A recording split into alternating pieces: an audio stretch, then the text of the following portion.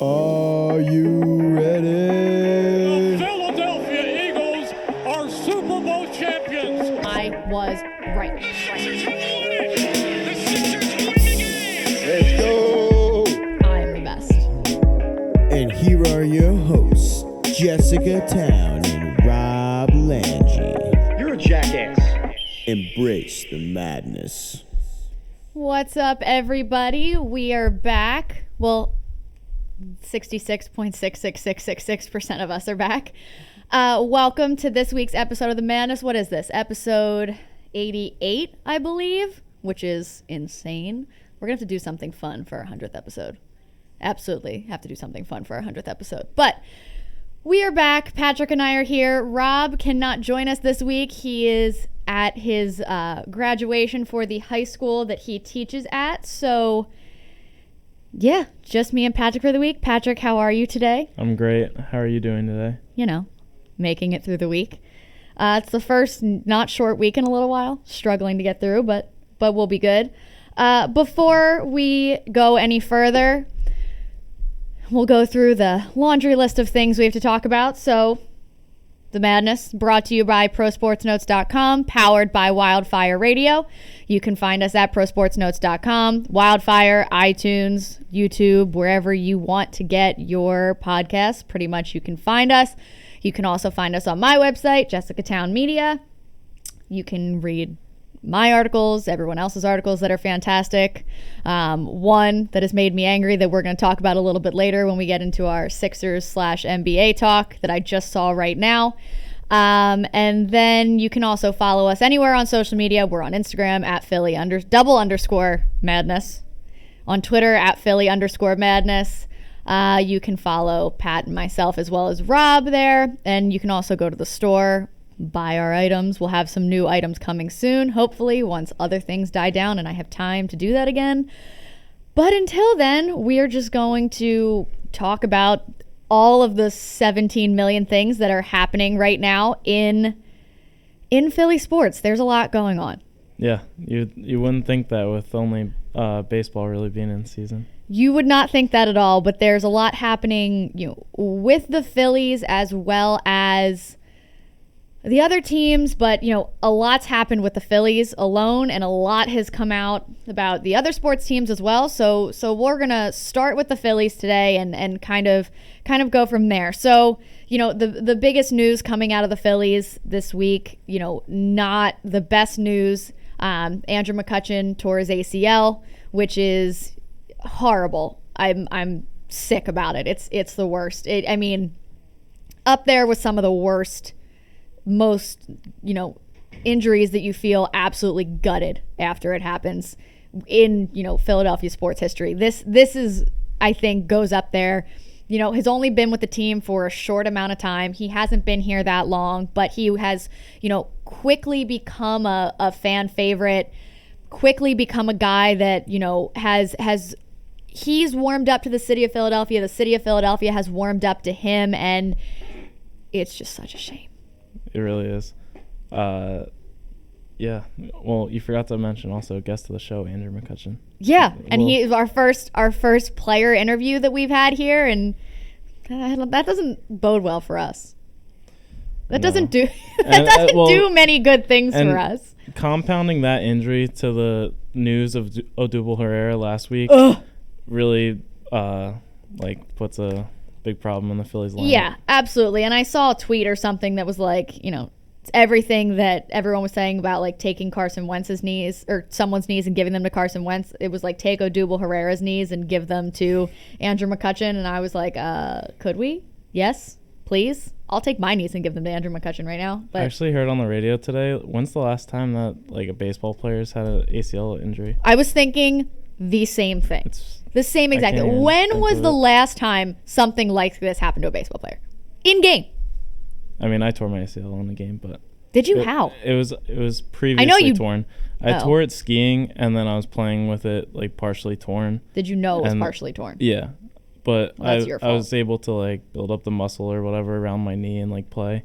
Gotcha. And then I was pitching, and there was a bunt, and I was going up to field it, and my catcher called me off, so I tried to stop pretty quickly, and then I just felt my knee go, and I was like, all right, I'm done.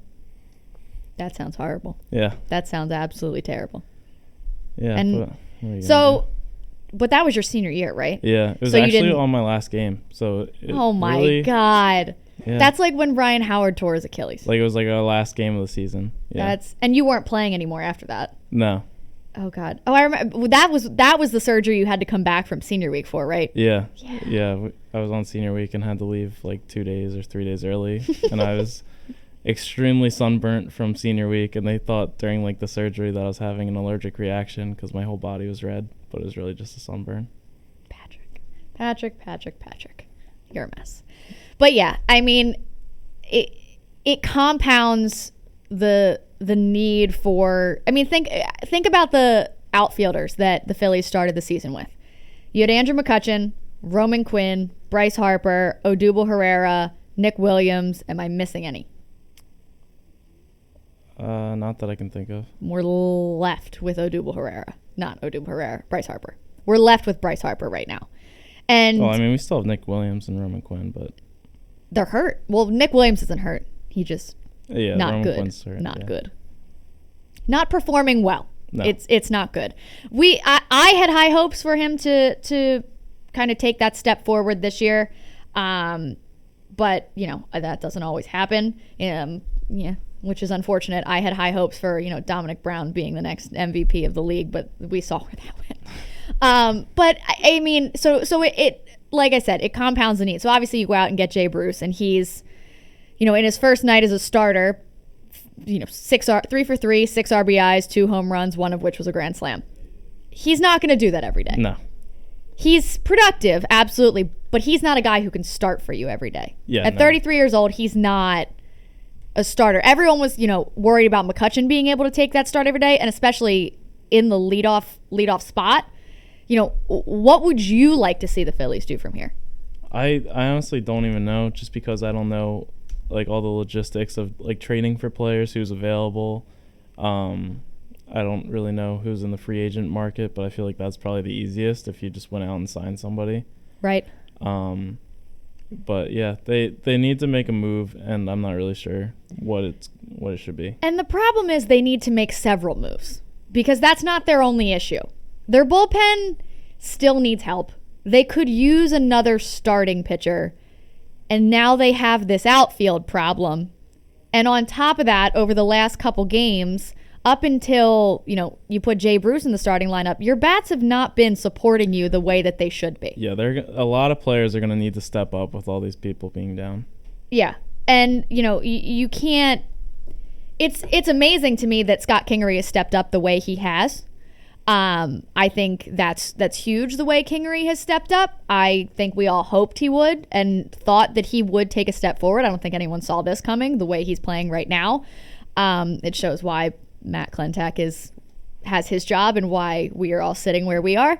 But, there's been a lot, and, we talked about this a little bit last year with the Sixers. They came from being a team where they weren't winning a lot of games. They didn't have superstars, and they weren't in the spotlight. So now you're winning. You're at the top of your division, one of the best teams in the conference. You have these superstars. Now everything you do is under a microscope. Every single thing that happens, nothing is going to stay contained. Nothing's going to stay small anymore. Everything's on a bigger, more national level, as compared to, same thing with the Sixers. Now they have Joel Embiid, Ben Simmons. Everything that happens is bigger. Everything's more scrutinized. Everything's on a national level. Everything's under a microscope because they're up there with some of the top. Now you have the Phillies in the same situation, and it seems like everything is kind of happening right now, and they're in the discussions for a lot of different things. So one of the things that I heard today was, obviously they've been in the conversation for Madison Bumgarner. That's not news. But now they're talking about trying to get one of their outfielders thrown into that conversation as well.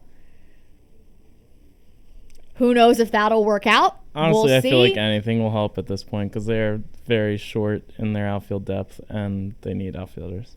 They need outfielders, and something that, you have Scott Kingery there to be your second baseman. That's the goal. You want him to play either at second base or third. You want him in the infield. Somewhere in the infield, yeah. You don't want him in the outfield because you typically play your guy with the worst arm at second base. Now you're taking the guy who you want to play at second base, because Scott Kinger's a good player. He doesn't have the world's best arm. And you're putting him in center field where you need one of your best arms in center field. I feel like it's gone okay now to this point. That's not sustainable. Yeah, the thing that I don't get that I've heard is him playing in the outfield would mess with his batting. I don't really understand that. I mean, like, I guess, like, if you made, like, a mistake in the field, like, it might, like, carry over in your head and, like, lead into the next at bat. Sure. But, like, if he can field the position, I don't see a problem with, like, him being out there. But, like, obviously you'd rather have him in the infield in, like, an ideal scenario. But really what the Phillies have right now is not ideal. Right. So they called up Adam Hazley, who everyone thought his name was Halsey, which it's not. I think Joe texted me today and called him Adam Hensley, which is also not his name. But he didn't do too poorly in his debut last night. I mean, he looked comfortable out there. And I guess, a lot of people have been talking about whether he was nervous or could have been nervous or what have you. And I mean, he didn't get a hit. No. But he didn't strike out either. That's good. He put the ball in play. He popped out every time, but he didn't strike out. Yeah, when you put the ball in play, it's better. It's better than striking out. So, I mean, you hope he can do something, but it's just not enough. It's just not enough. And you and I have talked about this. We've talked about this several times. I don't know enough about baseball to be like, this guy. Give me him, bring him in here. I'm not gonna Golden Tate this one. It's not gonna happen. I would like to. It's not gonna happen. But I just think that they need help, and it's unfortunate because they got some help from the Braves last night to keep them where they were. But if they don't address this sooner rather than later, you want to be in control of keeping yourself in first place. You don't want to have to scratch and claw your way back up and need help from other teams to get to where you want to go. You need to be in control. And at this point, they're still in control. They just have to keep winning. I mean, but another thing to remember is it's still only June. Right. Absolutely. And they're not even at the All-Star break When yet. is the All-Star break? It's always in around July. It's around my birthday. Yeah. It's like mid-July. Let's see if sometime July 9th. So a day after my birthday, yes. So I mean, absolutely, but it's so much easier to like just be ahead of it. You know what I mean? Like, It's so much easier to just do what you need to do and get it done instead of waiting for like someone to hit the panic button or like it be time for panic mode. And then you're scrambling and there's so much more going on. It's always so much easier to... it's in front of them. We can all see it. It's all right there. Here's what you need to do. Figure out a way to get it done somehow. Yeah. And I feel like even in the clubhouse, if you're like the first in the division, you fight to keep that spot. Right. And once you start to fall, it's like, all right, like what's going to happen this year? Like, are we going to like even finish second or third? Like last year, they were right up there till the end of the season, and they lost like all these games towards the end of the year and just fell way behind. A colossal downfall. Terrible. I mean, it was the worst in baseball history, wasn't it? I'm fairly positive it's like the worst sure. drop off.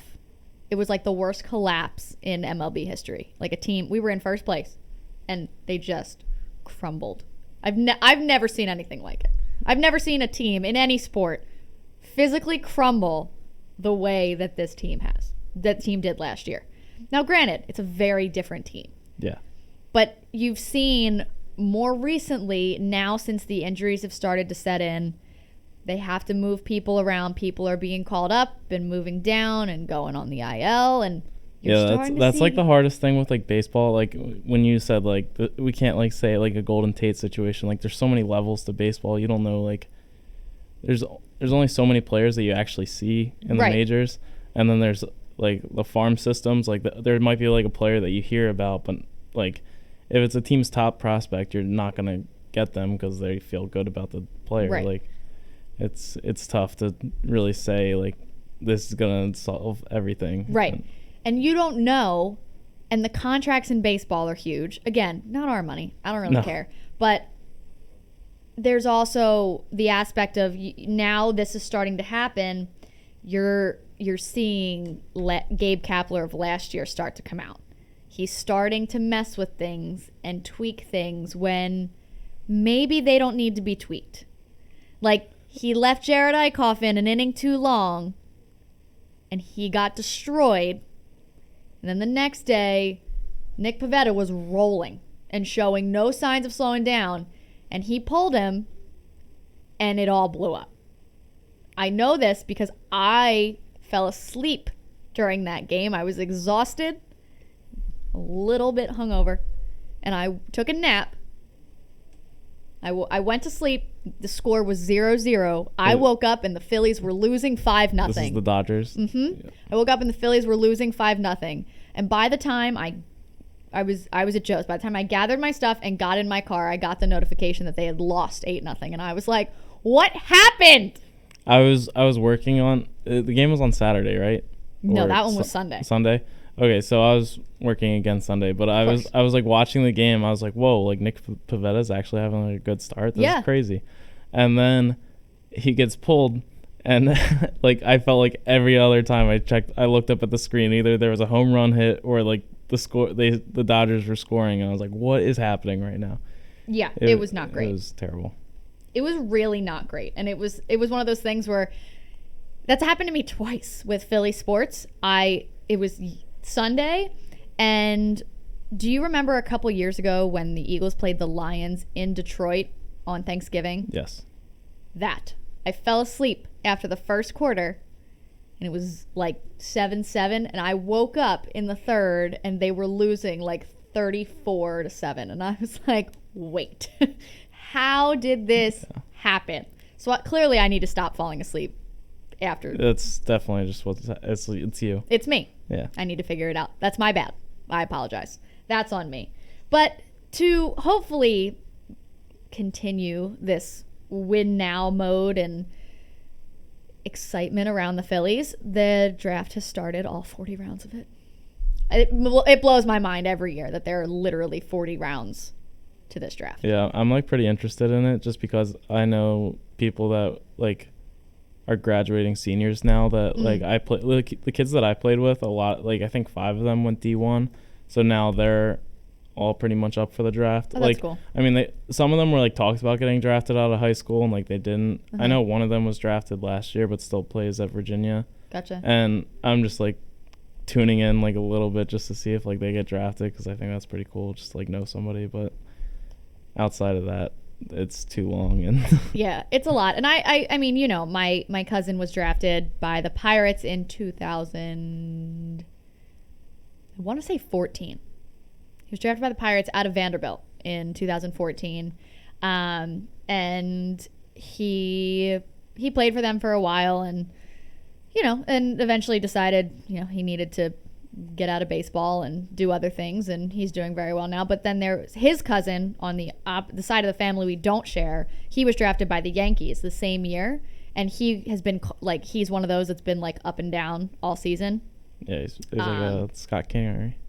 Huh? Like Scott Kingery a little bit, like going up and down. A little bit, but he got called up like really early in the season when they were playing down against the Astros. So if you actually look, his dad was interviewed and was trending on Twitter for a while. So you'll have to go look at that. But he pitched really well, and they're having some of the similar issues as us. Like their relievers are just like hurt and not hurt, so they're bouncing around a little bit. So then he was sent back down, and the Yankees were on a West Coast trip last week or 2 weeks ago, and they thought they were going to need him, so they called him up, flew him out to California. He got there, and they were like, oh, no, we don't need you. Sent him back.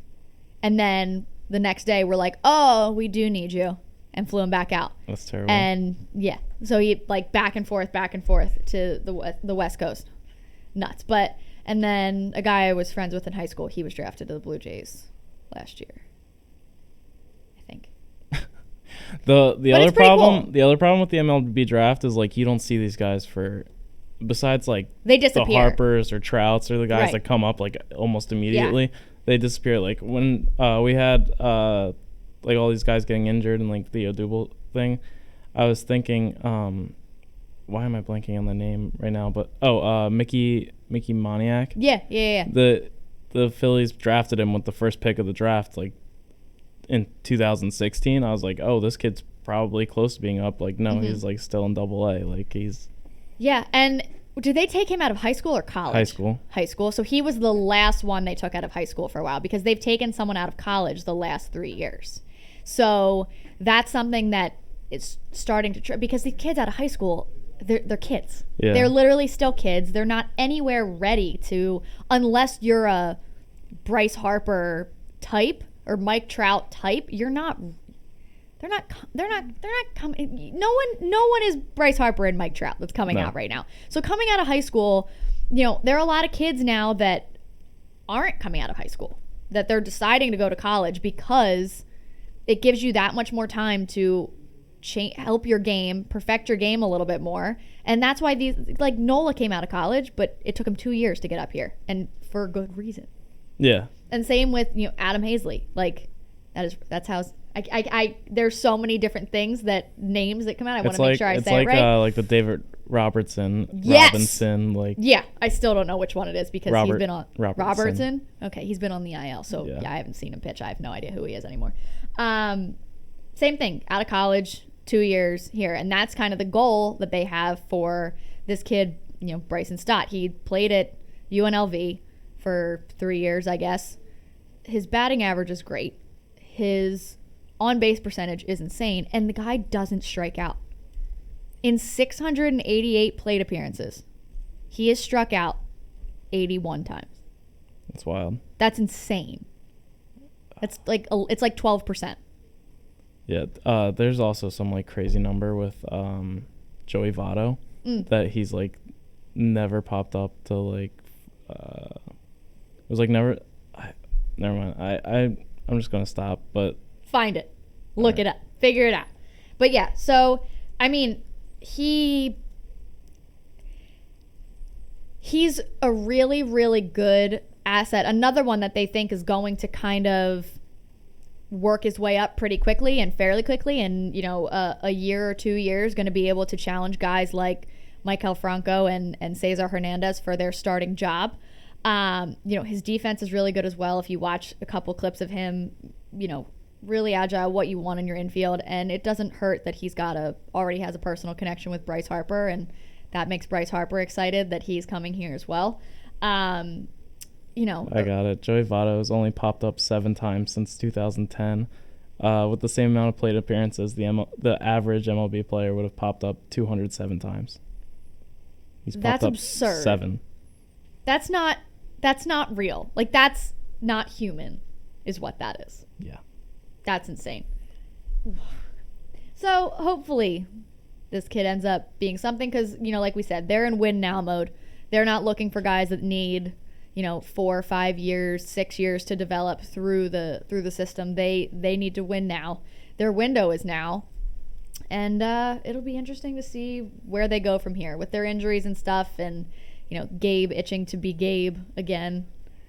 It'll be interesting to see how they go because now they don't have a leadoff hitter, so he gets to play with that. Yeah, really, he's gonna have to mess around with the lineup a lot. Like yesterday, Bryce was hitting second versus third, and Segura was third. Cesar their leadoff yesterday? I'm not sure, but I actually kind of like that. Even though he's really hasn't hit well as of recently. In the last 7 days, he's hit 143. That's not what you want. No. That's not what you want at all. But we'll see where they go from here. As long as I need the Braves to keep losing. I need the Braves to lose. I need the Phillies to start winning again, Braves to lose. How angry were you about Manny Machado the other night? How angry did that make you? When he went yard? Yeah. I don't know. I almost threw my phone when I woke up in the morning. I could not stay up for that. I was tired. That was too much. I almost threw my phone. I was so annoyed.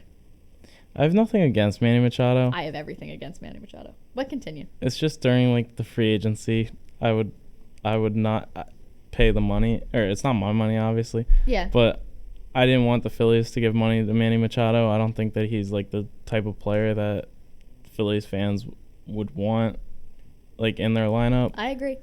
Like, so I have nothing against him. And then if, yeah, I don't know. I just really don't have anything against him. Him going to San Diego was, I think, the biggest Manny Machado move where he can go somewhere that he's there's not a big like media that's gonna like harass him. He's gonna make a ton of money and really just play, and nobody's gonna see him play, and nobody's gonna care. No one cares. But that's why I kept saying it's a waste of his talent.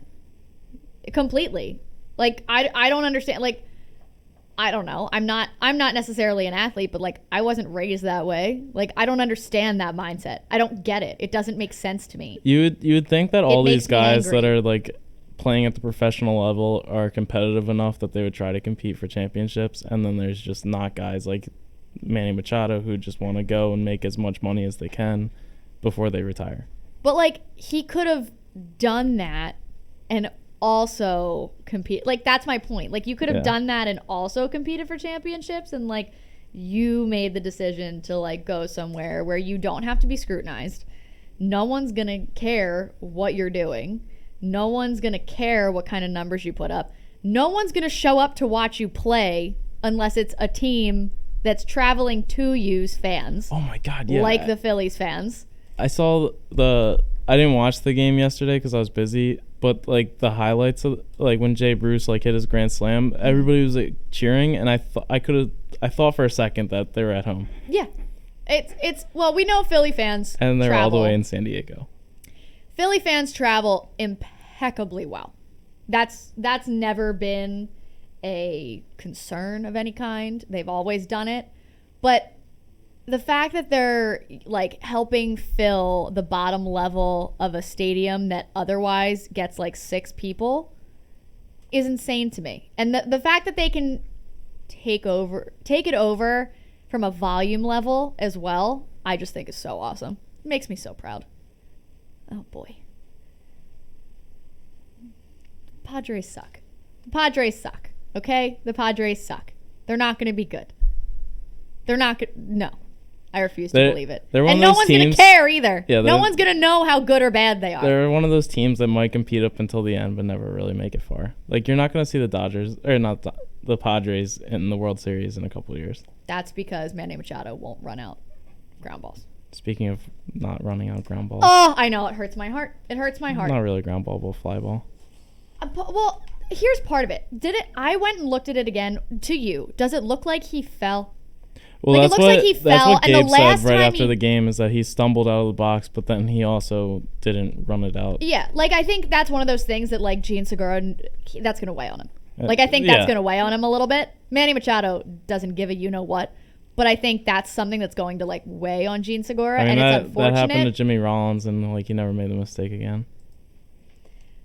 Yeah, but I think so. I was at the Mets game here when Gene got hurt. When he hurt his hamstring and was out for a little while. He slipped coming out of the batter's box and then tried to run full speed out of ground ball, and then he grabbed his hammy and was out for however long. So if he slipped and fell and like that was that and was just like it's happening anyway because he can't run full speed, fine. But if he's trotting like a Manny Machado and then openly goes, yeah, it's not my style. It's not how I play. It's not my game to hustle. Excuse me?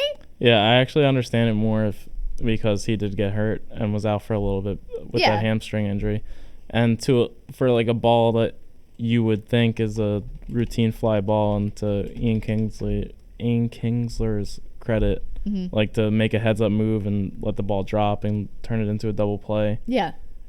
I mean, good for him. And also, the Padres PR team, Twitter staff, you all are the bunch of the biggest jackasses on planet Earth. Did you see that tweet? Nope. They tweeted, let me find it, because I know I had something to say about it.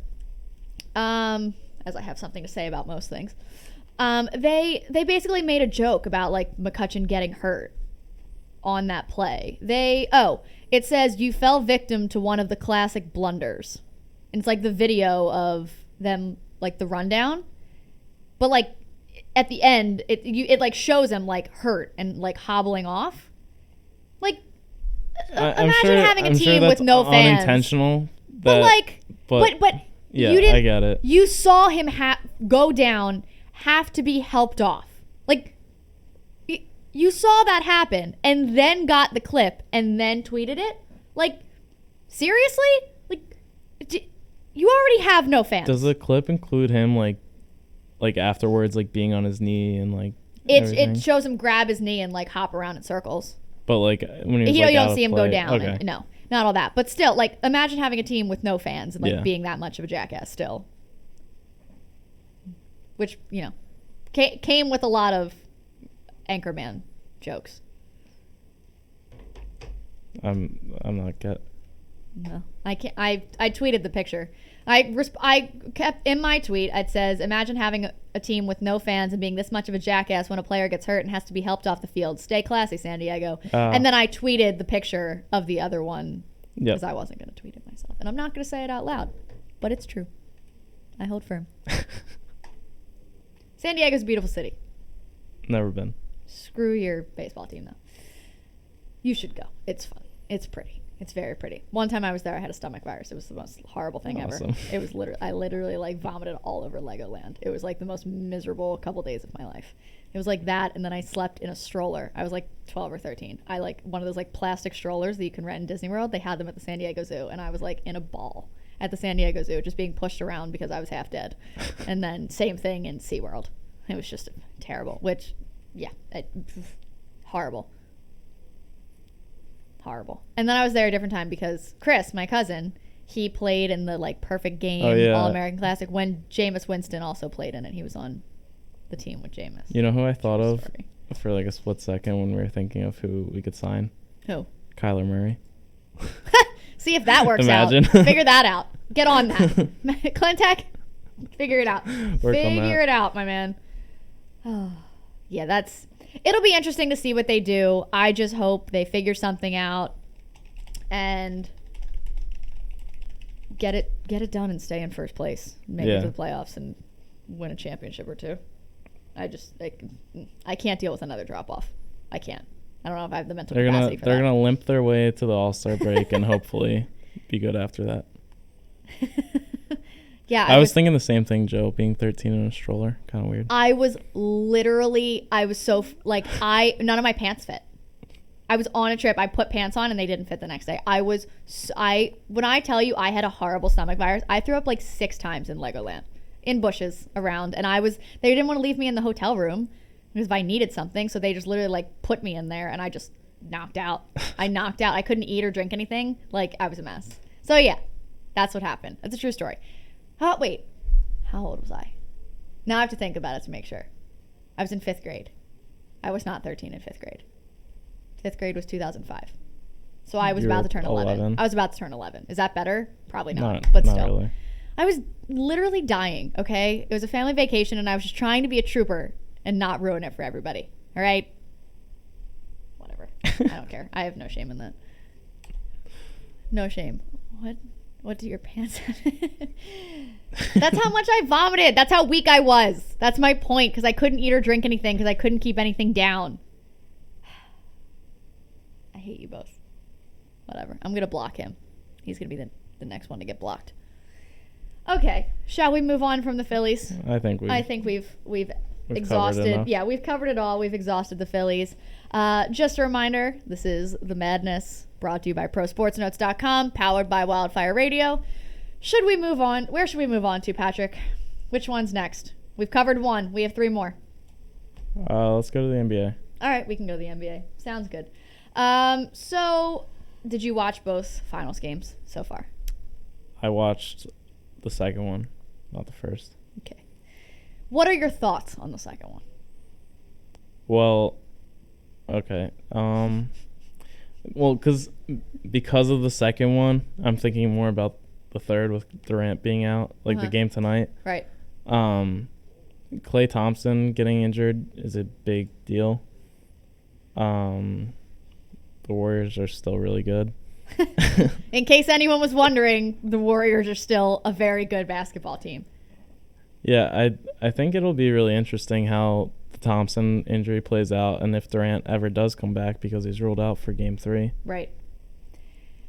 I mean, I think if they lose in Oracle, they're going to try to push him to come back.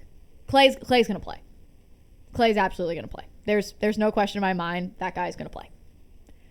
But, I mean, Kevon Looney, broke his collarbone, fractured his collarbone, whatever. That's not good. No. Andrew Bogut was playing out of his mind minutes. After not playing at all in Game 1, Game 2, he was out there like ready to go, which I loved. And can we just for a second talk about like Steph Curry being sick, not feeling well, still putting up 20 points, and no one's complaining, but Joel Embiid gets sick and it's the end of the world and he's the worst.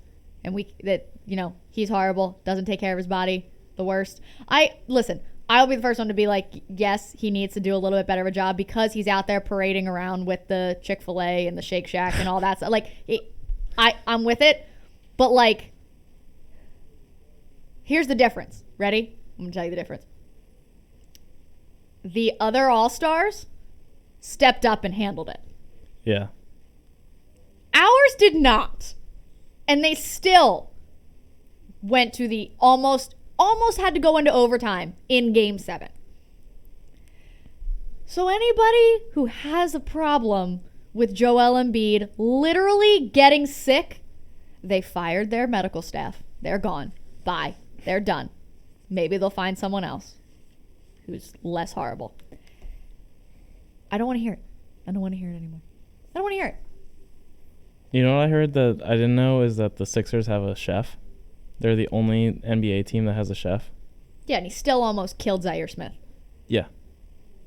What? It was this close. But he's fine. And hopefully they need to pay better attention about that now, obviously. But that's interesting. I didn't know they were the only ones with... Yep, and they all pretty much got sick from, like, food. But I think that's just because they weren't using the chef. They were eating places like Chick-fil-A. Sure. But, yeah, that's interesting that they're the only team with a chef and they were all had, gastroenteritis? Yep. At some point or another. That's interesting. I didn't know that. Yeah, it's weird. Interesting. Huh. Anyway. Yeah, wow. That's really interesting. So, okay. Finals happening. Steph is sick. KD's out.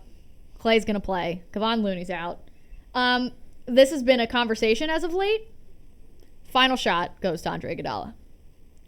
In your world, is Andre Iguodala a Hall of Famer? If the Warriors win this series and he continues to play like that, and the same way he played against LeBron in the first finals between the Warriors and the Cavs, is he a Hall of Famer to you? I mean, I also don't know like all the people who are Hall of Famers and what type of level of player they were, because I would say it would have to be based on that. Like, if I'm not going to compare him to like I don't even know, like a player like Charles Barkley or like right. any of those like guys, but I'm trying to think. I We'll guess have to look up no. like different kinds of role players, if there are any like more role player type of guys that are in the Hall of Fame.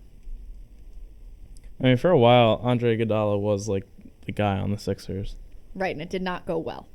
It was not great. He's absolutely more of a role player, but he has solidified, I think, a pretty good career for himself after, what he was doing with the Sixers was not. Like, his career trajectory, I could not have told you was going to be this, what it ended up to be based on the couple years that he was here. Like, he was supposed to be the guy after Allen Iverson, and he's just not the guy. He's a really good sixth man role player. But, and, like I said, I couldn't, when he was here, like playing with AI, and then when AI left, Like you and I couldn't have looked at each other and been like, this guy is going to win a Finals MVP, and he's going to go to be a key part of 5 straight NBA Finals appearances. You couldn't have told me that. No one could have told you that. No. You know what I mean? Like, the guy's been in 5 straight NBA Finals. They're going to win a 4th. And he was the Finals MVP because, now we all know Rob disagrees with me with this, he disrupted LeBron in that series. If you don't bring Andre Iguodala in to start and put him on LeBron, they don't win. And I remember saying to my dad, as soon as they brought Andre Iguodala in and he started playing that defense on LeBron, now, obviously, LeBron's one of those that's going to get his. But they disrupted him a little bit to the point where he wasn't completely taking advantage of the entire Warriors roster. And obviously, the Warriors won that series.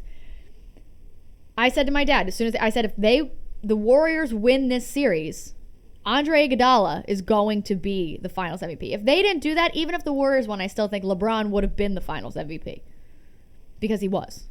Yeah, but the fact that Andre Iguodala was able to step in there and just make it a little bit more uncomfortable for him. So, I mean, it's an interesting discussion to have. It's a very interesting conversation to have. I think there's a case for it. If they win this year, I think there's absolutely a case for him. So I'm going to say that he's not a Hall of Famer, and I don't think that a role player can necessarily be a Hall of Famer. Okay. Because without Durant and Curry and Klay Thompson and Draymond Green and all those other guys, he doesn't get to the finals all these times. Right. And, sure. And the only reason that he's getting MVP and all these accolades for, like, most points scored in a finals, like all this stuff, is because of them getting him there. Like, I just I see like the NBA like posting pictures of like all-time 3 points leaders in the NBA and or like in the playoffs, and J.R. Smith's number 9. Like in the playoffs. We're gonna talk about J.R. Smith later. I'm excited. But anyway, yeah. I see what you're saying. I think that there could be a discussion, and I think it's an interesting conversation to have. But as it relates to the Sixers, Jimmy Butler's back on the East Coast. He's back at his house in Ambler, which, based on some of the pictures he posted the other day, I know exactly where that house is. I graduated with 2 kids who it was their grandparents' house, and they had their graduation party there. In that house? In that house. Their graduation party was there. So I know exactly where it is. It's not as like off the beaten path and like kind of tucked back away as you'd think. It's like on a main road. And no one realizes that that's where Jimmy Butler has been living. What do you think is going to happen? So it came out. They're prepping to offer him 5 years, 190, which is not a surprise to me. That Vegas gambling steam or whatever that predicted the Bryce Harper contract accurately. What else did they do? The Jordan Howard trade. Vegas knows everything. There were a couple other things too that they had like dead on. They said that it's almost a done deal. They're almost done with this conversation. Jimmy Butler's going to be a Sixer for the next 5 years. I would agree with that. I think that he's going to get re-signed. Because I don't think that the Sixers can afford to lose him, and then even have like the question mark with Tobias Harris. Like, if you go into next season and you only have Ben and Joel, you're screwed. Mm-hmm. Yes, I'm with you there. I've said I've been on the Jimmy Butler train this entire time. I think it is an absolute enormous mistake if they don't get Jimmy Butler. I wouldn't be upset if they also kept Tobias Harris, but I think Jimmy Butler needs to be the priority there. I think Jimmy Butler is the goal. If you can also get Tobias, fantastic. If you get Tobias and not Jimmy, I don't necessarily like that. Yeah, me either. I love the way that Jimmy Butler plays the game, and I think Philly fans also do. Just like the hustle and like being like a gritty player like he is. I think that he probably appreciates the fans for sure, like getting excited for like the way that he plays and loving like him as a player. Yeah, and I also saw. I don't know if you saw. Did you see Derrick Rose's quote today? No. He said something along the lines of it. You know, they were asking him about Jimmy Butler, about Jimmy Butler's trade. about his trade request, all the antics that sort of came out of it, playing with the third string and beating the team without ever taking a shot. All that good stuff is kind of what they asked him about, and he responded basically saying, I'm trying to find it so I can get the exact quote down, but something along the lines of like, so these kids come in from college and they are, treated so over the top well and babied and everything. And he was like, it's nothing against, guys like Karl Anthony Towns. He's a great player, but he had everything handed to him before he even got in the league or accomplished anything or had to work for it. So here's what it says. It says, it wasn't his fault. It's the league's fault. Nothing against Karl Anthony Towns. He's cool and he's good, but you get these kids and you spoil them before they achieve something. So I think the fact that I don't blame players like Jimmy Butler for being upset with that, because I don't think it's inaccurate. And I think it has a lot to do with a lot of athletes nowadays, that they are, considered the greatest thing to ever happen, and people treat them like royalty when why do you deserve that? Yeah, exactly. And I think that's why a lot of times people get frustrated with Ben Simmons, because they think that the organization is just like, oh, you don't need a jump, just be you. You don't need a jump shot, when he hasn't achieved anything. But I think sometimes there are times when it's people who don't want to work for it, who think it'll just come to them. The Manny Machados. The Manny Machados of the world. Yes, it's the Manny Machados of the world that make me angry. But I think that guys like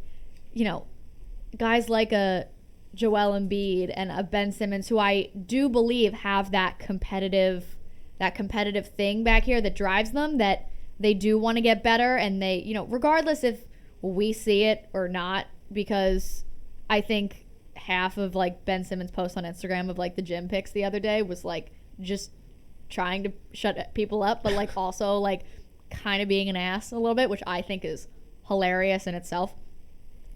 But people are like, oh, like he's not even out there working out. He's just posing for the camera, and like, what is doing a push-up with while you're looking straight at the camera?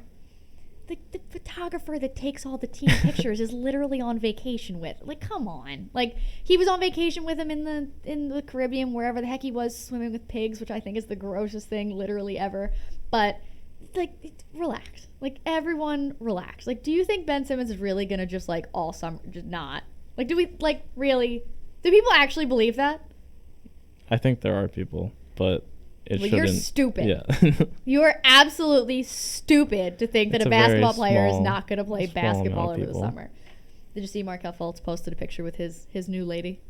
Mm-mm. I unfollowed him on Instagram, but I saw a screenshot of it somewhere. He's more worried about that, apparently. There were several, lots of oh, so he can shoot his shot jokes that came out of it. But there were also like jokes about the cameras that his mom put in his house that are just hilarious every which way you look at them. You'll have to look some up on Twitter. Just look up. Markelle Fultz is so irrelevant to me now. Yeah, I forget he exists, yeah. And I just pretend. Yeah, right here. Do you think Andre Iguodala will make the Basketball Hall of Fame? Mike Scott. Hell yeah. Are you serious? I'm with Mike Scott. I support Mike Scott till the end of time. I will support Mike Scott till the end of time. Give him 10 years. What's 190 doubled? 380? Give him 10 years, 380. I don't care. Keep him here forever. I want Mike Scott here literally forever. I want Mike Scott here until I die. He has to be on the bench until he can no longer sit there. I don't care if he's playing or not. He just has to be there. Same with TJ McConnell. Just put him at the end of the bench. Just be there. Sixer forever. That's all. That's all I have to say. Okay, so say they can't sign Jimmy Butler or Tobias Harris. There are some interesting free agents out there. I personally don't think there's any as much as keeping those guys, or at least one of them, Jimmy Butler. What would your ideal scenario be? Sign Jimmy Butler. Okay, great. Say that doesn't happen. Let's see. That's such a me answer too. That's exactly what I would have said. Yeah, I should have been in your chair today. But I really don't know. I feel like it's like Jimmy Butler or bust. Like a lot of people are talking about Kemba. Kemba Walker. What are your thoughts on Kemba? There would be things that would have to change. Ben Simmons would have to go off the ball. Yeah, and that's not going to work. Right. It works in increments the way that they have different people bringing the ball up now. It worked in increments with having Jimmy do it a little bit, but it's a different kind of offense. It's doing it differently a little bit, inserting it here and there when the situation calls for it, than just a blanket changing that. Yeah. Especially if Ben still is struggling with a shot. Yeah, Ben needs to shoot. I agree. I agree that he needs to shoot, but I'm willing to be a lot more patient than half of the jackasses out there. Yeah, I mean, I was hearing like a ton of talk today about like if Ben can't shoot, if people would consider trading him, and I think that's just so stupid. Like, I personally think trading Ben Simmons is so unbelievably stupid because his upside is so high. I heard, like, coming here, I heard Mike Missinelli say, would you trade Ben Simmons for De'Aaron Fox and Buddy Hield? Like, they can shoot now, I guess, but everything else about Ben's game is so much further beyond what they can do. Yeah, he is super into this whole Kemba thing. Joe is super into the whole Kemba thing. I don't really agree at all, actually, because his whole thing is, yeah. Like, he's going to give you 24, 25. He's going to give you 24, 25 a night on a team that sucks. We don't know what he's going to do on a team with 3 or 4 other All-Stars. What is he going to – how is that going to work? There's not enough ball to go around there. Well, yeah, I feel like Ben can't be off the ball, so would Kemba run the 2? I guess. And would he be able to play like that? I don't know. What do you know about the Charlotte Hornets? They suck. Nothing. Like, they're terrible. I don't know what to, they suck aside from Kemba. And if Kemba leaves, they will completely suck. Yeah. They have Frank Kaminsky, but he's not that great either. He sucks. He is terrible. Yeah. He's not good. Yeah, the Hornets are not good. The Hornets are not good. I don't know why they've given the Sixers a problem several times. He's more Draymond Green. No. If you're gonna say something about Draymond, I want Draymond Green. If you're gonna say something about Draymond Green, I want Draymond Green. Yeah. Give me Draymond Green. Give me Draymond Green. Can you imagine Draymond and Joel being on the same team? Do you know how many fights would happen? So many. And Mike Scott. And Mike Scott? Jesus. That would be... Yikes. And Jimmy Butler? Jeez. Oh my God. Let's talk about the next time they face Jared Dudley. Let's talk about it. It's not going to go well. Yeah. It's not going to go well. Mike's... I'm going to tweet that out. Well, I saw your one tweet replying to...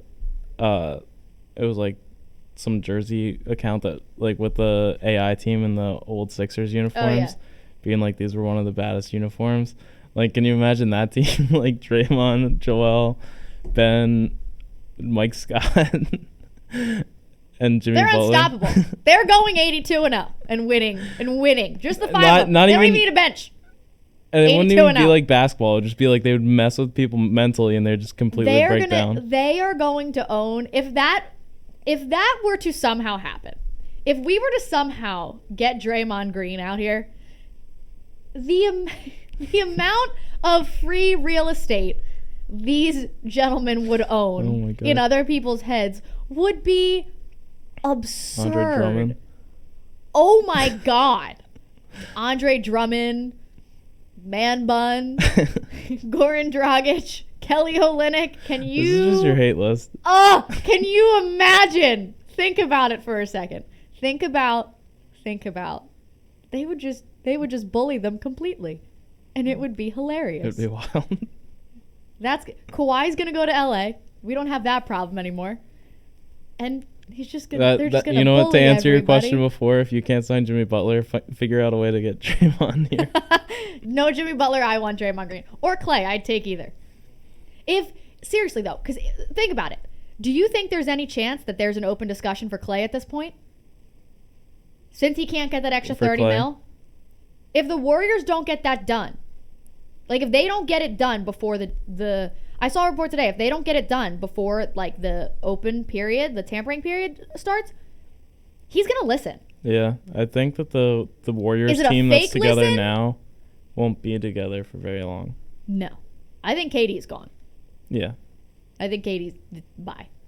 They don't need him anyway. I firmly believe they don't need him anyway because it lets Draymond Green be Draymond Green. And you see how that works. Yeah. If he could make layups, for Christ's sake, he'd have 25 points a night. God, what is happening over here? Okay, Ben is a more athletic Draymond. Okay, but he doesn't shoot with a backpack on. I'd rather have Draymond than a point guard is what I'm saying. We can't have Draymond and Ben on the same team. Backpack man and Ben both can't shoot. Okay, listen. If Ben can develop somewhat of a shot, I don't even need him to make shots. I just need him to take shots. I was so shocked during the All-Star game when he didn't even attempt one. Like Giannis, given it's Giannis's team, he was throwing up threes like it was nothing, and pretty much missing all of them. Yeah. But everyone was. Like, everyone's throwing up shots. I'm like, Ben, do it. I wanted Ben to toss up a three in any of the Sixers blowouts this year. When they were blowing out the Nets, what was it, game 2 or 3? I wanted him to just start chucking up threes. Just to see. I want just one to go in. Can you imagine how wild this place... Boban made a 3 this year. Boban's three-point percentage this year was insane. Who was I talking to that was trying to argue with me about Ben Simmons' three-point percentage this weekend? Someone was. Who was it? It was one of my family members, I think. Just pick one. But not like my family of 5. It was at Olivia's party. Yeah, it was at my cousin's graduation party. I was talking to somebody, and we were talking about something, and they said, "Well, he's made 1 3." I said, "No, he hasn't." No. He's literally. I was like, he's taken a couple. Do you think and they've we'd been all buzzer remember? beaters at the end of. Yeah, I'm like, do you quarter. think we'd all we would all remember where we were when Ben Simmons hit his first 3? And I was like, his 3-point percentage is 0. I promise you that. I don't remember who it was, but it happened, and I was like, please, you're insane. You are certifiably insane. You are absolutely insane. But yeah, I would take Draymond Green easily, hands down. Yeah. Give me Draymond. Yeah. Unfortunately, that's not going to happen. Yeah. But Draymond Green, Jimmy Butler, Joel Embiid, Mike Scott, and Ben Simmons. Who says no? Who says no? Who says no to that squad? Who wants to go to battle against that squad? There's some serious mental warfare out there. You're correct. This chair is so squeaky. Can you I don't know if you can hear it. I can hear it. I'm just hoping it doesn't really pick up on the recording too much. I'm trying not to move, but geez. It's like super squeaky over here. Anyway. Yeah, that would be an interesting lineup. We've talked about it. The Sixers only have 4 people under contract. 4 players under contract. Yeah, they've got wild. Ben, Joel, Zaire, and Jonathan Simmons. Who's back, who's not? Like, who do you think of them they definitely... Like, I think they bring back Jimmy. I think Mike Scott comes back. Outside of that... Yeah, I can't say for sure Tobias is coming back, or Boban, or I don't really know. It's gonna be a busy off season. It'll be a really busy off season. It'll be really interesting to see how well Elton Brand fares with it, because he's only had.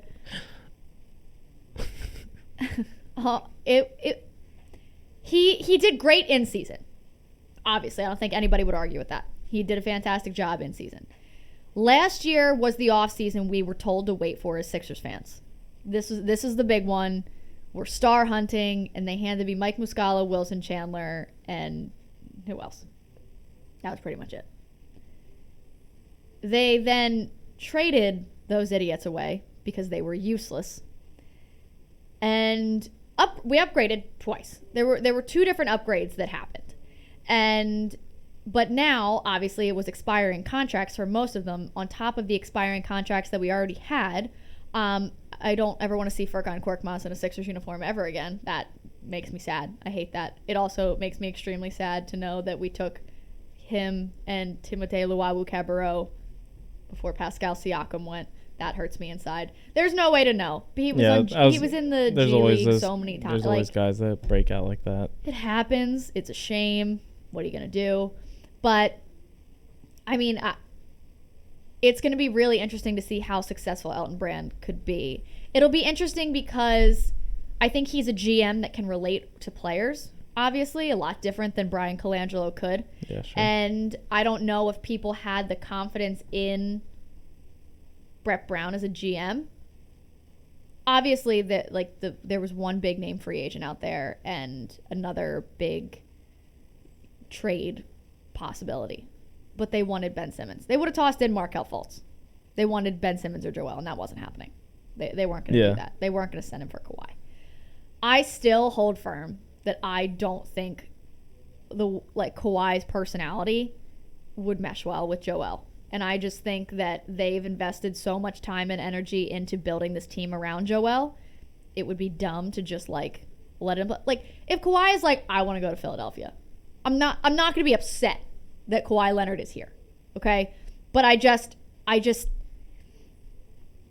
know how that gets long. Did you read the article that came out this week about his college teammates hearing him talk? No. Oh, was it about the board man and all his trash talk? He would just say things. He wouldn't make full sentences. I'm convinced. Have you ever seen Meet Dave?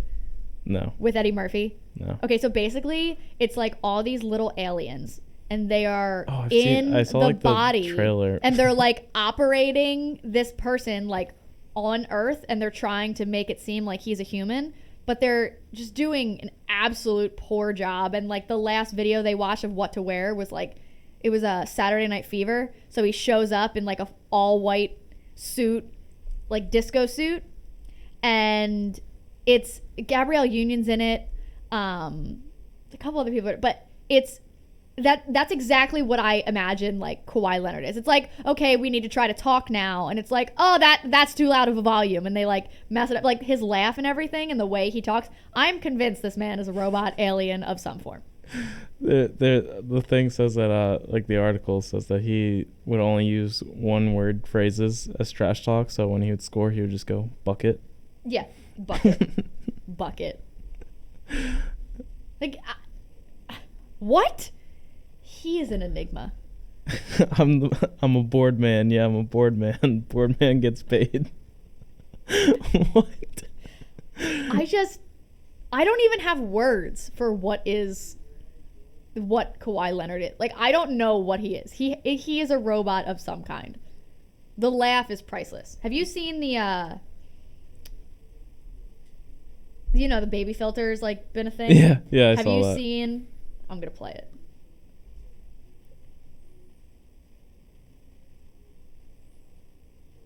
The game of basketball. It's just more questions you have to ask me in order for me to tell you about myself. I just can't give you a whole spiel. I don't even know where you're sitting at.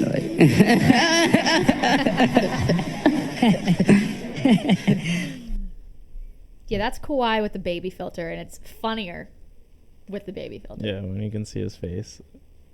I'll retweet it. I'll make sure I retweet it. But, yeah,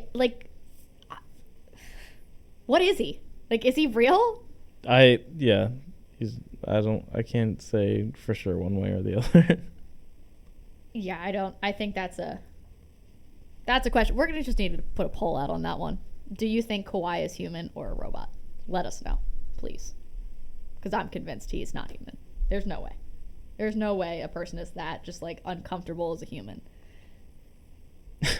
I don't have words. I don't have words. There was like that thing on Twitter, and it was like a GIF or GIF of a bunch of NBA players, and it just goes really fast, and it's like pause it to see who you go to dinner with. And I landed on Kawhi, and I was like, God. quite honestly, I don't think I'd want to go to that dinner. Like, I don't think I could go to that dinner. I'm trying to think of what type of conversation you might have. There wouldn't be one. There wouldn't be one. Just the laugh. Like, it's just the laugh. That's all that would happen. I would have to ask him about the laugh. It'd just feel like a bunch of, like, it would be my investigation to see if Kawhi was a robot or not. That's all. If he was a robot or not. Because I physically, I can't. I don't understand. It's the weirdest thing ever. But he's really freaking good at basketball. Yeah. He's really good. So, do you still, after the first 2 games, do you still hold firm on your prediction? Warriors in 5 or 6? Or do you think it's going to go a little bit differently than that now? I think it'll go at least 6. At least 6? Yeah. So the Warriors are winning Golden State at home then? The Raptors will win one of the games in Golden State. I think that they'll probably win tonight. Really? Yeah. So then they'll go up 2-1? Yep. And the Warriors will win 3 straight?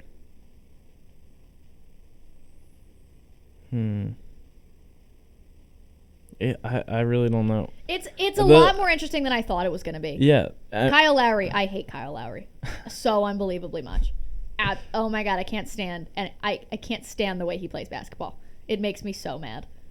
Yeah, I mean, I can't really I think without Durant,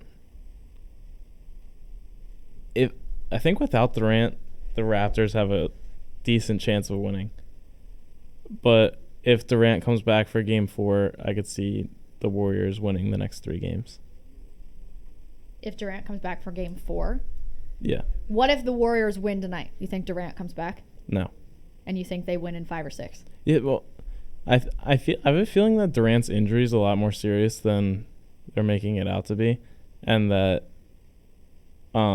like him just not coming back shows that. Mm-hmm. Like when they thought that he could, because wasn't he? He's supposed to return to practice already. They said he could return to practice as early as like before Game 1, but he probably wouldn't play. Yeah, he was like even like questionable for Game 1 at the start of the series, and then it was like, no, he's not going to play Game 1 or Game 2. Right now he's not playing. And Game now 3. he's not playing Game 3. I think it's a lot more serious than people make it out to be, but I'm not in that I'm not on the medical staff or have any insider information. Yeah, I hope their medical staff's better than ours is. Probably is. Or was. I don't think it could be worse. How did we have such bad doctors twice? That's my concern. Like, how did this happen twice? You know what I also heard? I'm inclined to blame Brian Colangelo.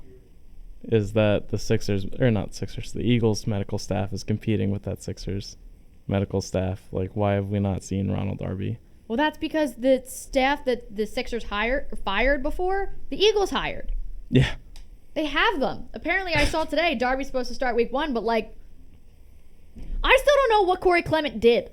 Like, we still don't know what Corey Clement did to his knee. We don't know what Josh Sweat did. Like, those last couple injuries, we have no clue. Like, no one's ever told us. It's wild. I don't appreciate that. I like to know. I like to know these things. To know what we're working with, at least.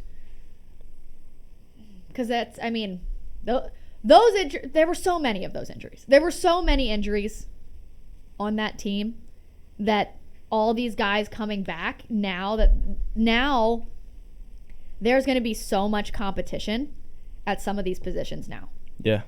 Like, think about the cornerback positions now. You had Darby, Sidney Jones, and Jalen Mills all go down. So now you have guys like Avonte Maddox, Rasul Douglas, Crayvon LeBlanc, who are all out there and playing well. Sidney Jones was just like a couple tweaks here and there, so he's out there playing well too. You got guys like Darby and Jalen Mills who they're in. So obviously Darby tore his ACL, but Jalen's was a lot more serious than anyone initially thought. Like, he was in a boot until like 2 months ago. Mm-hmm. For a very long time. Like, he had the surgeries, whatever. He's rehabbing from that. But, like, that, wouldn't you think that puts him on the outs a little bit when it comes to who's going to make this roster? Yeah, competing. If you're coming off an injury, like, we kind of saw this last year with Carson Wentz. Like, coming off an injury, you're not going to be the same player that you were before it. Right.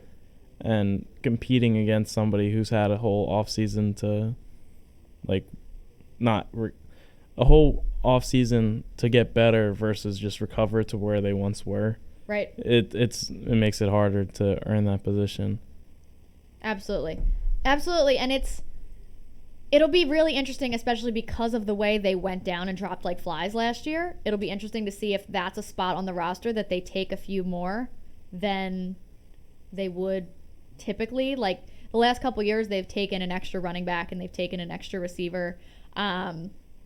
And they've taken a couple extra like offensive linemen, and they've kept the 3 quarterbacks on their roster and things like that. And, then obviously had to go out and find these guys. Now, also keep in mind, their director of pro scouting left.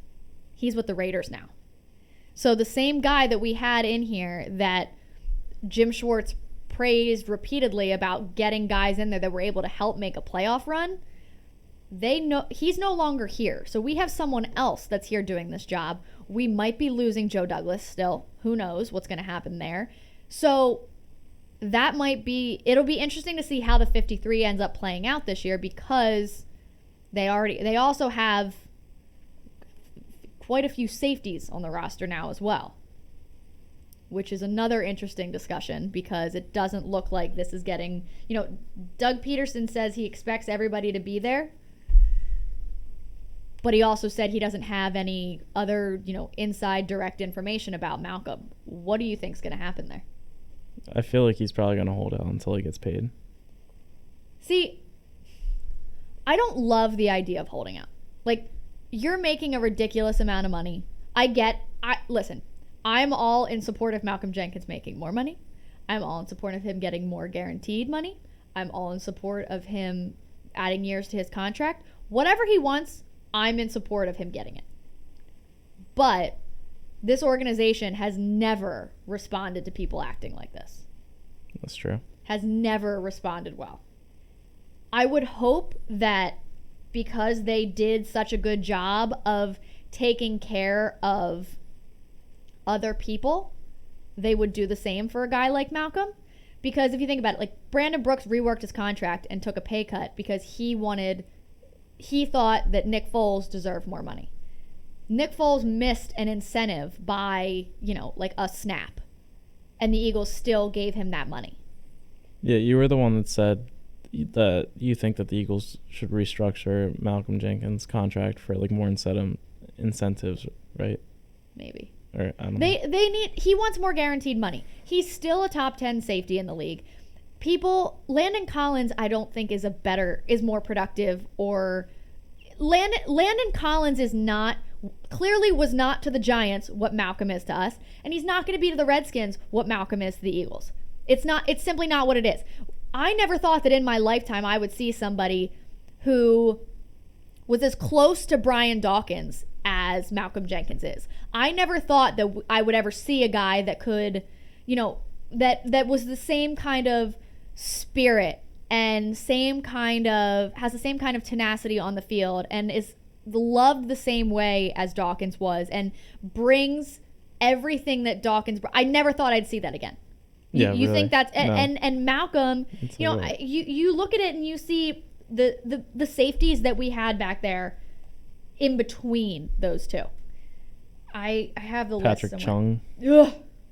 Like you have to look at Kurt Coleman. It was Kurt Coleman.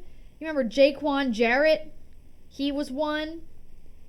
Nate Allen, Earl Wolf. Like, these are the guys that were our starting safeties before Malcolm Jenkins, before we traded for Malcolm Jenkins. Yeah. Or was he signed in free agency? He might have been signed. It was Darren Sproles and Malcolm Jenkins the same year. One of them was traded. I think Darren Sproles was traded here, and we signed Malcolm in free agency. I think it was one and the other. I think so. they're not just like out there growing on trees. Like guys like Malcolm Jenkins, they're not just out there for the taking. We got him here. They need to keep him here. He's played 98% of the snaps since he got here 4 years ago. He played every single snap on defense last season and played extra special team snaps. He's durable. He's productive. He is undoubtedly clearly the biggest leader on the defense, if not the biggest leader on the team. And he is an enormous reason why we won a Super Bowl. Yeah. I mean, we don't win that Super Bowl. We don't have that season run without Malcolm Jenkins. You see the locker room, and who is the one other than Doug Peterson talking to the team? It's Malcolm Jenkins.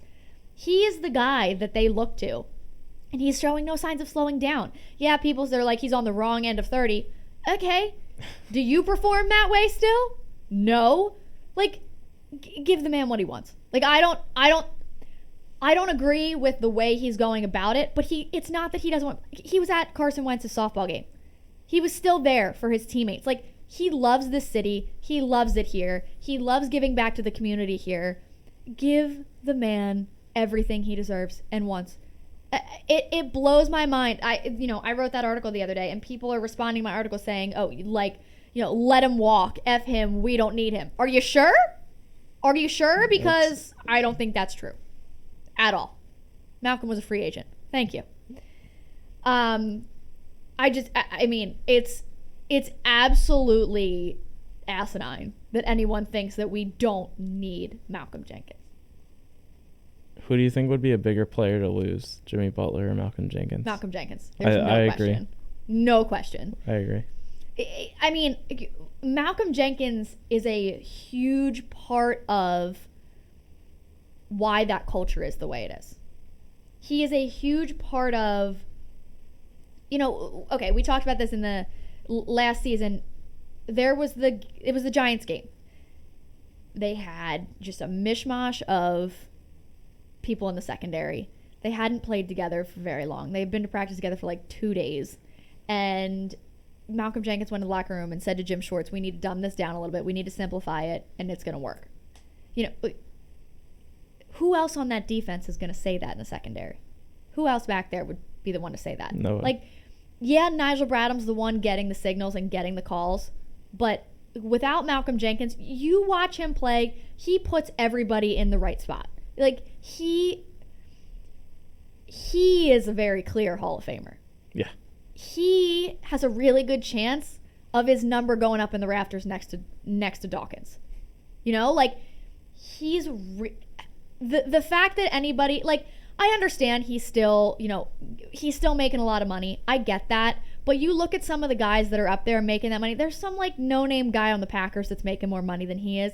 Landon Collins is making that kind of money. Tyrann Mathieu's making that kind of money. And are they great players? Yes. Are any of them as durable as Malcolm Jenkins? Have any of them produced as much as Malcolm Jenkins? No. And I just they have to get this done. Like, they have to get it done. I think it's absolutely a horrible, horrible look if they don't get this figured out. I think that, obviously, I think Malcolm needs to show up. And I think they need to try to work it out that way. Like, I don't think holdouts are ever really successful. Like, I don't think they ever really end well. But I just think that, like, this isn't just, like, a crazy... Like, this is a deal that makes sense on both sides. Yeah. Like, I think he just wants a little bit more guaranteed money in case something happens and he does end up getting hurt. Knock on wood. Where's some wood? Give me wood to knock on. But, yeah, it's far away. But... give him a little more guaranteed money, and if he wants a couple more years so he can just finish his career here and, not have that be it and not have to worry about hitting free agency in a year or two, just literally do it. Like, literally do it. Yeah, and I actually do think it'll get done. I do too. I just don't want it to be, like, really super long and drawn out. Like, I don't want it to be a story. You don't want... Yeah. Like, I don't want this to keep going, as we talked about. Big names, good team, on the national, what's the word I'm looking for? It's just, people are seeing them. People are talking about them. They're under the microscope.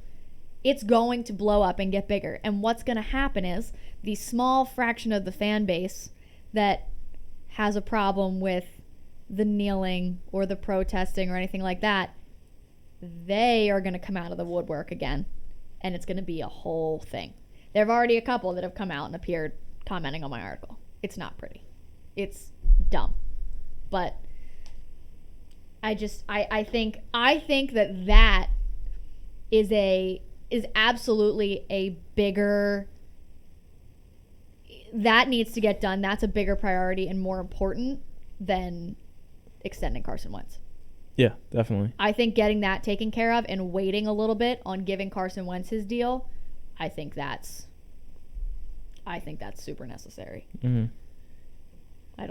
They have to get we can't lose Malcolm Jenkins. We can't lose Malcolm Jenkins in a physical or emotional or mental capacity at all. Like, don't play with that. That's where I jump ship on Howie Roseman. Like, you don't get this figured out. Like, that's where I start to question things seriously, and I think there's a lot of people that will. Yep. I'm excited for football season though.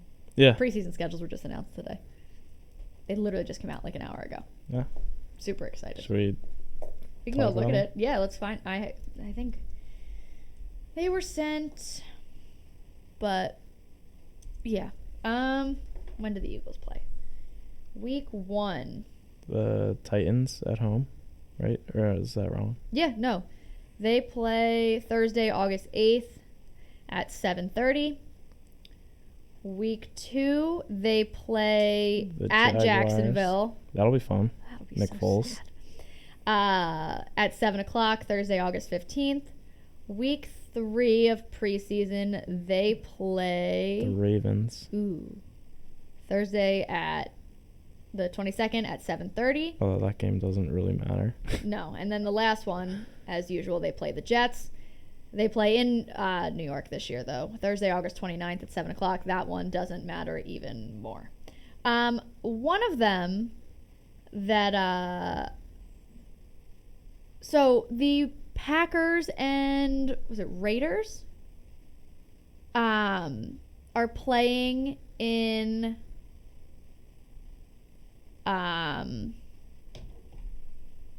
Canada. Oh.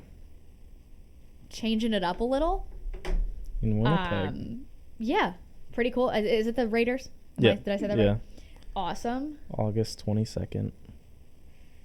Yeah. That'd be pretty cool. I don't know why they're all of a sudden deciding they want to go to Canada. What the hell, I guess. And definitely the preseason, or preseason week 3 is definitely the time to do that. Who knows, dude? Whatever. It might be cool. No, I mean, I'm saying... It's a lot easier than London. Well, that's what I'm saying. I'm saying going to London in the middle of the season is a lot harder, I think, on the team than like a meaningless game preseason week 3 to send a team somewhere. Right. I think that's a good move by the NFL. What the heck? Why not? Why not? Why not? All right. Before we head to This is Florida and our This is Madness segment, let's touch on the Flyers briefly because I'm confused. I'm confused by a lot of things that have to do with hockey, but I'm officially confused by this one. So, the Combine happened last week for hockey, and the draft is 2 weeks. It's June 21st and 22nd.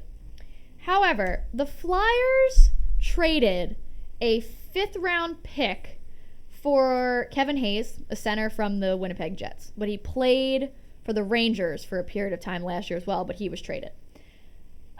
He's a pending free agent on July 1st. So that gives the Flyers the right to talk to him early, before the July 1st. You know, it's similar to the NBA. It's the same date, same time, whatever. But, okay, so last year he had 19 goals, 31 assists. The Flyers' new coach was the Rangers coach when he was there. So, bringing that back together a little bit. But why would you give up a draft pick for a guy that literally is like a 50-50, might sign him, might not.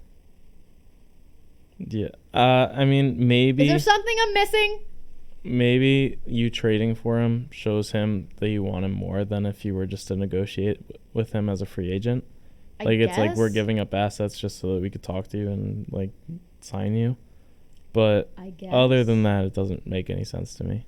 Like, I don't, like, unless there's something I'm missing, if anybody knows something I'm missing, please feel free to like message me on anything, because I'm so unbelievably confused by this. I also have no idea how valuable a 5th round pick is in the NHL draft. Yeah, I don't know how valuable it is either, but like, I would like to know. Like, I would like to know what like, can you do that in the NBA? Probably, because they're not a free agent yet, are they? Like, I have no idea. This is something that I'm going to need to look into firmly, because I'm perplexed. I'm perplexed, to say the very, very least. Yeah, like, I don't know. I don't understand. Like, let's say after the finals, like, the Sixers trade for Kevin Durant just so that they can talk to him. Right. But, like, now, granted, think about what you'd have to give up for Kevin Durant. But, like, I don't know. Would it be much, though? Like, if he's a free agent? And if they're pretty sure that he's going to leave anyway? Yeah. Or if they're confident that they can re-sign him, just get value, like, get value for letting him be on the team for, like, 2 weeks. I guess. That's just super interesting to me, and I really don't, like, it doesn't make any kind of sense. I don't get it, even remotely. I don't. Can you imagine the fan reaction if the Sixers did that? Traded for Kevin Durant? Can you imagine? But only for him to, like, go to New York. That would be the biggest. That's like a bigger, like, because if he would just leave and go to the Knicks. Yeah. That's just not what you want. No. There was a rumor that now apparently the Nets are the front runners for Kyrie. But then there was a rumor that came out that Kyrie and Jimmy want to team up on the Miami Heat. I don't see Kyrie and Jimmy working well together even remotely. I think that's silly. I think Kyrie's an idiot. Personally, yeah, I think he thinks the world's flat. He thinks the world's flat. He thinks the world's flat. It's just yikes. Just yikes. So yeah, if anybody has any idea if you can A, do that in the NBA, or B, why the hell people do that in hockey, please feel free to tweet at us. Let me know, because Jesus, I got nothing. But it's my favorite time of the show. Well, do you have some fun? Do we want to talk about the Stanley Cup or Stanley Cup? It's 2-2. It's 2-2. Chara is very questionable because he broke his jaw with a puck to the face. But they're hockey players. They're like tough as all hell. That's crazy to me that he's questionable.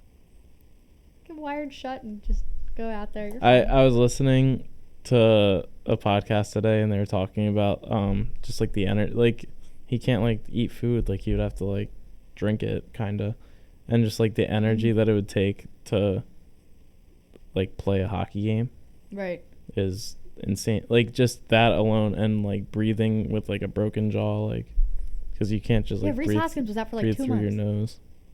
Rhys was out for a really long time when that happened. Yeah. And baseball is not nearly as strenuous. He literally broke his jaw like 3 days ago. That's insane. That's insane to me. But these guys are a different breed. All right. My dad has joined us and said Rob looks so much like Patrick. Andy's got jokes over here today. He's hilarious. The thing is that Andy's sending me good work emails over here too. They're emails I love to get while the show's on. Yeah, I'm in Rob's spot, so he was trying not to insult me by doing it. That's pretty much what he tried, not to insult me publicly. So that's good. But right now we are going to go into our very fun segment. Patrick, what have you got? So this week in Florida, an 11-foot alligator smashes a window and breaks into a Florida home and goes for the wine. I see nothing wrong with that. Yeah, I feel like this is definitely a story that's more made up just for the art For Florida Man the headline. purposes. I think that the alligator coincidentally was right by the wine, and they made it a story. But maybe the alligator just had a craving for wine. The alligator was thirsty. All right. So now we have a Florida man who broke into a woman's home and wears her clothes and asks for a drink. So this man is not an alligator. This is a human. This is a human that you're talking about. Yes. An unnamed 77-year-old victim returned to her home in Jacksonville, Florida, to find a Florida man on her property. He was wearing her clothes and was also had taken a shower. Sure. So this guy just let himself in. That's Didn't that happen to like Chris Brown? Like there was like a stalker that broke into his house and like took a shower, was just like waiting for him. Maybe. I think that happened. I'll have to look that up. But that's, of course, in Florida. Of course, in Florida. And then we have a Florida man and his girlfriend argue over cheating. He grabs some ketchup. So he woke up his wife by dousing her with a ton of ketchup after she had cheated on him. And I think that would turn me off of ketchup for good. And he was arrested. He was arrested for, I think... And she was the one that cheated? That's messed up. Yeah. That's messed up. That's messed up. I hold firm. That's messed up. I don't see what the charges were, but I thought I saw in a different article that was like for like battery. Hilarious. Yeah. With ketchup. Yep. Just pouring ketchup. When Heather woke up next to her boyfriend over the weekend, she didn't anticipate being doused in ketchup. I don't think anybody ever wakes up anticipating to be doused in ketchup. I wonder if you think that's blood. I'm sure you might. I'm sure there's like, if you're just waking up, I'm sure there's a part of you that like, you wake up and you're like, oh my God, am I bleeding? And then you're like, that's ketchup. Yeah, like you have to realize just, relatively quickly, but like just waking up, there has to be like something that just like freaks out. Yeah, so that's what I got for this week. That's insane. Ketchup. I really do think that turns you off ketchup for good. Like that. The man was quoted, "That's what you get, female dog." Ah, yes. I appreciate your censoring. He definitely probably felt like I served her right, like just covering her in ketchup. Oh.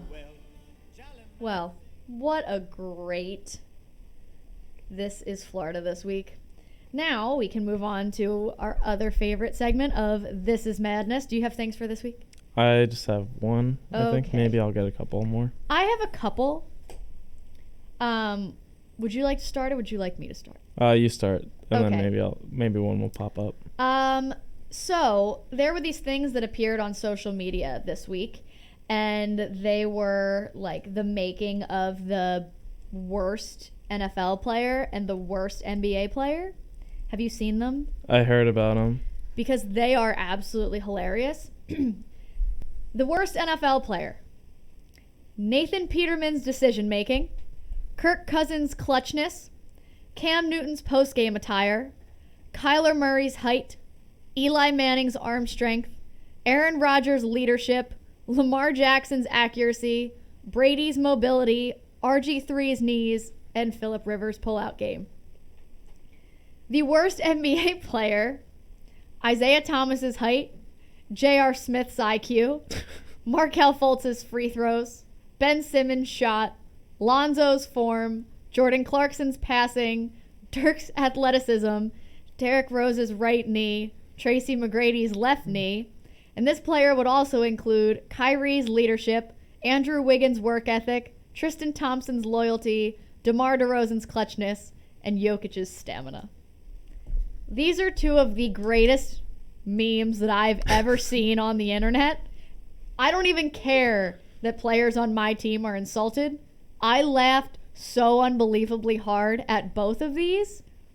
I just needed to share. I feel like the Kirk Cousins thing really got you. Really got me. That and Phillip Rivers both really got me. I thought they were pretty funny. So this weekend, I will tweet those as well while you're talking. this weekend I was working again, And so I was working a double, and before our like night shift, we had our manager do kind of like a shift like meeting just to say like we're gonna try to like promote this thing on the menu. Basically like if you're struggling, like ask for help, like all this stuff, just getting ready for the shift. Right. And as like I have like a couple managers on at the same time. As the one was giving the meeting, the other one was kind of just like paying attention to the tables and seeing if any of us got sat. Sure. And I ended up getting sat during the meeting, but I didn't get called out like other people were. Mm-hmm. So I go over to the booth where there's two people sitting on the same side of the booth. Worst kind of people. So worst kind of people. And then I go over, give my like whole thing, like, hey, welcome to Red Robin. Like, how are you doing today? Yep. And they go, why did that booth over there get greeted before we did? And I go like, oh, sorry about that. We just had like a pre-shift meeting, so I was in that. And the guy like mumbles under his breath, oh, I guess the staff's more important than the customer. Buddy, without us, there's no Red Robin. Also, you're at Red Robin. I'm going to need you to chill. Like, where did he think he was? I don't know. Like, I can't logic with those people. No. Like the thought that, like, yes, the customer's always right, but really to be like, oh, like I don't understand that you were busy like doing something as an entire staff. Like literally, I think the restaurant was empty other than like the hosts and like the chefs that you can't even see. Right. Like there was no servers like going around, and I'm pretty sure me and that other guy like greeted our tables at the same time. They might have just sat down a couple of minutes before the other people. Like it's not that serious. And if they sat on the other side of the booth, they wouldn't have noticed. Oh my God, people who sit on the same side of the booth are the worst. You are the worst. I'm pretty sure he also like ordered for his wife, and that's also like the worst type of people. I can't even lie. I order for Joe 95% of the time. When we get sushi, he's like, I just handle it. Take care of it. But most of the time it's the man. He's like, and she will get. Yeah, and she'll have the, yeah. Nope. Okay, here's my other story. This is the most ridiculous thing that I think has literally... My dad's asking Patrick to do Fortnite dances. I don't even know why. I don't know what's going on. I'm choosing to ignore it. But okay, this is the weirdest thing that's ever happened to me, and I need you to like understand how ridiculous this is. So I went to get my nails done on Friday, and I was sitting like regularly, like with my hands down like this, and I, you know, like she did one, and I'm holding it up next to the fan, switching off like this, whatever. And my phone started to ring, and it was Joe, so I picked up the phone and I tucked it, you know, like you do, in between your ear and your shoulder. So I'm holding it like this and like have my hands down still. I'm not struggling even remotely. I just tuck it up there, and he's like, oh, what are you doing? And I said, I'm getting my nails done. He's like, oh, I'm sorry, I didn't know you were getting your nails done. And I was like, no, it's fine. He was like, oh, I wish you would have told me, like I wouldn't have called you. And I was like, no, it's fine. Like, it's really fine. What are you doing? And he's like, oh, I'm driving, blah, blah. So we're talking, and the nail lady goes, here, let me help you. She took it out from here, hangs up, and just puts it down in front of her, and looks at me and goes, all better?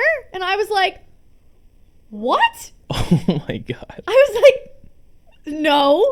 I was like, I'm going to take my phone back now and explain to my boyfriend that you just hung up on him and I did not. She just looked at me, and I was like, and my mom's like, I'm sure she was just trying to be helpful. I was like, no, like, you don't know. In what way is being helpful taking someone's phone from them and hanging up their call? Was she like clearly mad that you were on the phone? No. And here's the thing, like, he calls me a lot, just like when he gets in the car and stuff. Like, it's happened while I've been there before. Like, I wasn't gonna, like, I don't even know what happened. She was like, oh, I thought I was helping. I was like, how? Do you think that she might have hit the speaker button? No. She literally just end. There's no confusion between the speaker button up here and the end button, the red end button. I was like, I'm still reeling from this event. Like, I can't get over the fact that this happened. That's crazy. Took it literally from here, reached over, pulled it out. I've never been a part of anything like that in my life. And then just like her like setting it down, just be like better? But she set it down in front of herself. Like, she kept it. And I was like, do you mind? Like, could you not? Yeah. It was so weird. It was so weird. I've never experienced anything like that in my life. It was very odd. I didn't know what to say or do. And then Joe was like kind of mad. And I was like, but it wasn't my fault. I didn't do it. I swear. I swear I didn't do it. All right. I thought of one just now. Oh, please share. Did you see that Jeopardy James lost yesterday? I don't even know who that is. What is So this? Jeopardy James is this guy who's basically he was going after this one guy's like record for like most Jeopardy wins and most or like gross winnings, and he was doing it in like an unconventional way, playing Jeopardy. So he would, you know how typically they choose like the 100s and then they work their way down. Yeah. He was doing the most valuable ones so he could build up a bank and then search for the daily doubles so he could what's the word I'm looking for? But basically like bet more money on the question to win a lot of money in the end. Gotcha. And he was like destroying people. And yesterday he lost. So he finished with the second most wins in a row on Jeopardy and the second most like money grossed, but he's like the first in like the average amount won per like game. Interesting. Imagine being that smart. I'm not that smart. Where's the, or even remotely close. I'm trying to find the total that he won. I'll find it. Okay. The last thing I have that was just so unbelievably funny to me. Did you see they asked T.O. You saw McNabb said he deserves to be in the Hall of Fame, right? Yeah, that's ridiculous. And then did you see they asked T.O. what he thought about it? I got a notification, but I didn't open it. Basically, they asked T.O., they said, McNabb said he thinks he deserves to be in the Hall of Fame. His numbers are better than Troy Aikman's, this, that, and the other thing. And he said, do you think Donovan McNabb deserves to be in the Hall of Fame? And T.O. went, who? And I died. And that is it. I just think that's hilarious. Did you know T.O.'s middle name is Eldorado? That's the best thing I think I've heard all day. Terrell Eldorado? Yep. Jesus! You know how Kevin Hart has like the cold as balls like interview thing? I saw it during that one. That's like hilarious. they were like, your middle name's Eldorado? And he's like, what the heck kind of name is that? That's like a car. I just like the one with Ben Simmons where he's like, if you could say anything to Donovan Mitchell right now, what would it be? And Ben's like, nothing. He knows. I'm like, yes! Yes! So James came up just $58,484 short of the $2.52 million that Ken Jennings won. Oh my God! So he still won $2 million? Yeah, just short of $2 million. That makes me feel horrible about myself as I'm sitting here doing this with you. But it was saying that he was averaging like $70,000 per show. That's insane. That's insane. Well, maybe one day I can average about $70,000 per show of this, and that'll be great. That's the best thing. But do you have anything else for us today? Well, I think that about wraps it up for us this week. Let's hope the Phillies will continue to win. They'll figure it out. Get some more pieces in there to hopefully continue bringing them on a run. We'll see what happens with Malcolm Jenkins. Hopefully people can step up. Yeah, let's see everybody start to step up again. Rhys Hoskins has not been hitting very well lately. We need a little power from him. Bryce Harper's starting to pick it up a little bit. I think he needs to continue that way, and we'll kind of see where everything else goes, and we'll see what happens with Malcolm's contract, and any more rumors about Jimmy Butler come out before the next time we're on. Thank you to Wildfire Radio. Thank you to ProSportsNotes.com. Follow us on social media. Go on to iTunes and rate and review and subscribe and tell your friends because we're awesome. And until next week, embrace the madness.